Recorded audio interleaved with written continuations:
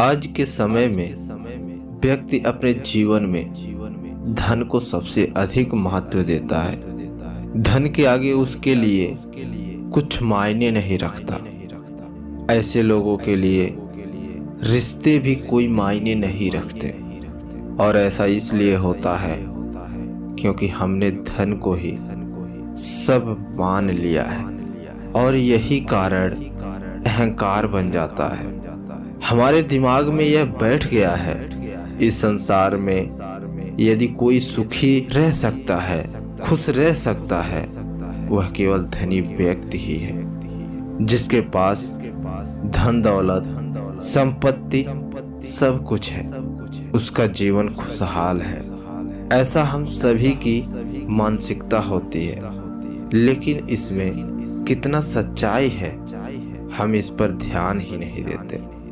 जीवन में सुख सुविधाओं द्वारा, धन द्वारा व्यक्ति स्वयं के भीतर की उलझन को कभी खत्म नहीं कर सकता, और न ही अशांत मन को शांत कर सकता है।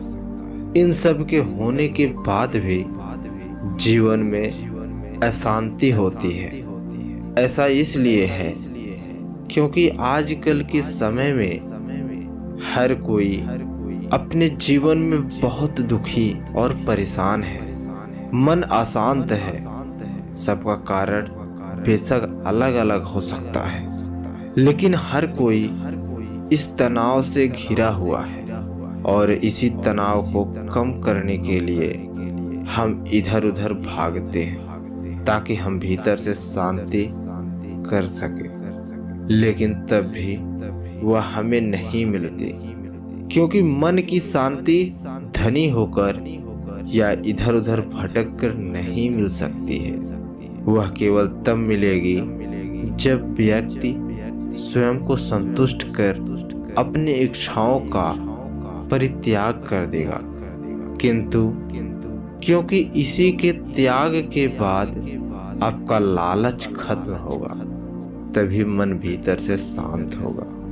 यह कहानी आपके मन को शांत कर देगी। पूरे मन के साथ सुनिएगा। एक बार की बात है, एक राज्य का राजा था। उसके पास सब कुछ था, कोई कमी नहीं थी। राजा धार्मिक कार्यों में रुचि बहुत लेता था।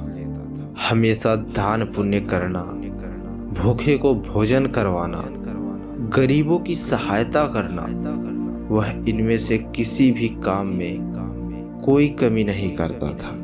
लेकिन उसके ऐसा करने का जो कारण था वह यह था कि वह सबको यह दिखाना चाहता था कि वह कितना दानी है, कितना अच्छा कर्म करता है। उसकी मनसा केवल झूठी और दिखावटी थी। एक दिन उस नगर में एक महात्मा का आगमन होता है।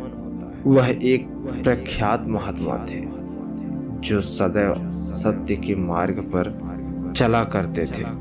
उन्होंने उसे ही जीवन का सार बना लिया। असत्य, झूठ, दिखावे से उनका कोई लालच नहीं था। वह केवल साधारण जीवन व्यतीत करते थे। जितना वह स्वयं इन सब से प्रभावित थे, उतना ही वह दूसरों को भी इसी राह पर चलने के लिए प्रेरित करते थे। उन्होंने जिस भी नगर में आज तक यात्रा की थी, सभी को बस यही शिक्षा दी थी। जब वह महात्मा उस नगर में पहुंचते हैं तो उस नगर के सभी लोग उन महात्मा का प्रवचन सुनने उनकी सभा में पहुंचते हैं। सभी उनकी प्रसिद्धि से वाकिफ थे। राजा को जब पता चलता है कि महात्मा उनके नगर में आए हुए हैं, तो वह उनसे मिलने के लिए जाता है, और वहां पहुंच कहता है, गुरुदेव, आप यहाँ आए, इस बात की मुझे बहुत प्रसन्नता है। आपने मेरी प्रजा को उपदेश दिया, उनका मार्गदर्शन किया। आपका कोटि कोटि आभार। इसके बदले मैं भी आपको कुछ देना चाहता हूँ। यह सुन महात्मा कहते हैं कि यह मेरा कर्तव्य है। लोगों को सही राह दिखाना, उस पर चलने के लिए प्रेरित करना, यही मेरा कार्य है। यह सुन राजा कहता है, किंतु मेरा भी कर्तव्य है कि मैं भी आपको कुछ दूं। आपकी जो भी इच्छा हो आप हमसे कह सकते हैं, मैं आपको वही दूंगा जो आप चाहते हैं। यह सुन महात्मा कहते हैं, तो ठीक है, आप बताइए कि आप मुझे क्या दे सकते हैं। तब राजा कहते हैं, मेरे पास सब कुछ है, किसी चीज की कोई कमी नहीं है, मैं आपकी हर इच्छा पूरी करूंगा। यह सुन महात्मा कहते हैं कि ठीक है, फिर आप मुझे अपने तिजोरी से स्वर्ण मुद्राएं दे दो। राजा कहता है, ठीक है, लेकिन आप उसे कैसे ले जाएंगे। तब महात्मा कहते हैं कि यह मेरा कमंडल है, इसी में डाल दीजिए। राजा उस कमंडल को देखता है तो सोचता है, इतना छोटा कमंडल है, इसमें ज्यादा स्वर्ण मुद्राएं थोड़ी आएंगी, और लोगों को लगेगा कि राजा ने महात्मा की बात भी रख ली, मेरा नाम भी हो जाएगा। राजा अपने पास से कुछ स्वर्ण मुद्राएं कमंडल में डाल देता है, लेकिन राजा का सोचा हुआ नहीं होता। जब जब राजा कमंडल में स्वर्ण मुद्राएं डालता, वह भरने की जगह और खाली हो जाती।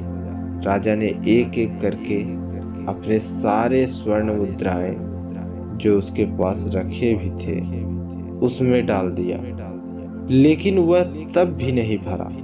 यह देख राजा को हैरानी हुई कि उन्होंने सोचा था कुछ ही स्वर्ण मुद्रा में भर जाएगा, लेकिन यहाँ तो भरने का नाम ही नहीं ले रहा। तब राजा स्वयं के पहने हुए सारे सोने के आभूषण को उस कमंडल में डाल देता है, लेकिन तब भी वह कमंडल नहीं भरता, क्योंकि तब राजा स्वयं के पहने हुए सारे सोने के आभूषण को उस कमंडल में डाल देता है, लेकिन तब भी वह कमंडल नहीं भरता, क्योंकि अब राजा जुबान दे चुका था, उसे कमंडल भरना था। अगर वह पूरा नहीं भर सकता तो उसे हारना पड़ता।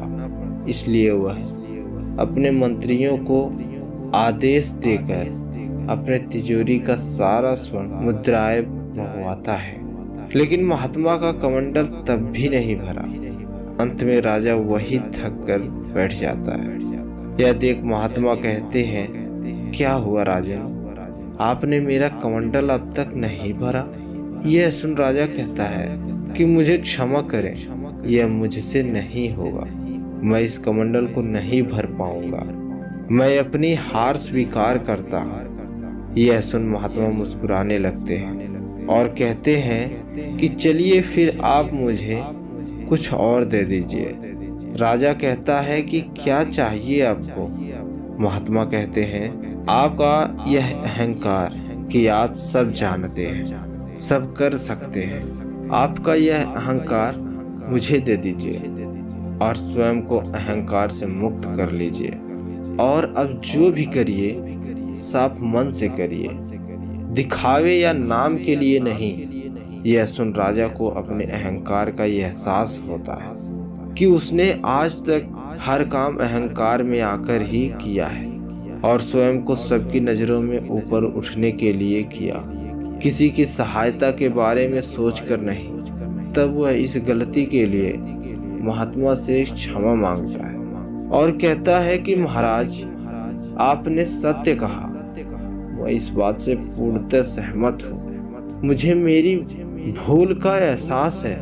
और तब वह कहता है कि मुझे अभी तक यह समझ में ही नहीं आया कि मेरे इतने स्वर्ण मुद्राएं डालने पर कमंडल भरा क्यों नहीं। यह सुन महात्मा कहते हैं, क्योंकि यह कमंडल हमारे मन के समान है। जिस प्रकार व्यक्ति का मन कभी भी भीतर से किसी भी तरह की इच्छाएं, सुख सुविधाओं, धन, ज्ञान आदि से नहीं भरता, हमेशा अधिक की चाह रखता है, उसी प्रकार यह कमंडल भी नहीं भर सका। व्यक्ति की इच्छाओं का कोई अंत नहीं है, उसके लालच का कोई अंत नहीं है। उसे जितना मिलता है वह उतना ही अधिक की चाह रखता जाता है और अहंकारी बनता जाता है, क्योंकि उसे यही लगता है कि उसकी हर इच्छा पूरी हो जाएगी। लेकिन यह सत्य नहीं है। इच्छाएं कभी खत्म नहीं होती और यही हमारे दुख के तनाव का कारण बनती है। यह सुन राजा कहता है कि फिर हम इच्छाओं से कैसे बचें? यह तो आना स्वाभाविक है।